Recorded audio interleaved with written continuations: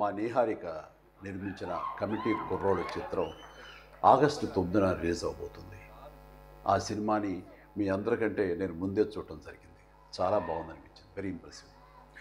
Niharika multi talented, మంచి ఆర్టిస్టే కాదు, ఒక నిర్మాతగా కూడా మంచి అభిరుచి ఉంది. అలాగే లేటెస్ట్ ట్రెండ్స్ తెలుసుకుంటూ ఆడియన్స్ టేస్ట్కి తగినట్లుగా ఫిల్మ్స్ని ప్రొడ్యూస్ చేయడం కూడా తనకు తెలుసని నా నమ్మకం. అంతకుమించి మన తెలుగు ఆడియన్స్ ఎప్పుడు భాషతో సంబంధం లేకుండా ఫ్రెష్ అండ్ ఎగ్జైటింగ్ కంటెంట్ ఏదొచ్చినా సరే చూసి ఆనందిస్తారు, ఆదరిస్తారు. ఈ సినిమా గోదావరి జిల్లాలోని ఒక పల్లెటూరులో 11 మంది స్నేహితుల మధ్య జరిగే కథ. డైరెక్టర్ యదువంశీకి ఇది మొదటి సినిమా. ఈ సినిమాకి స్టోరీ, స్క్రీన్ ప్లే, దర్శకత్వం అన్నీ తానే చేశాడు. ఈ సినిమాతో చాలామంది కొత్త నటీనటులు పరిచయం అవుతున్నారు. ముఖ్యంగా మెయిన్ లీడ్స్గా 11 మంది అబ్బాయిలు, అలాగే 4 అమ్మాయిలు పరిచయం అవుతున్నారు. ఇది పరిశ్రమకి చాలా అవసరం. ఎదురులు రాజుకి కూడా ఇదే మొదటి థియేట్రికల్ ఫిలిం.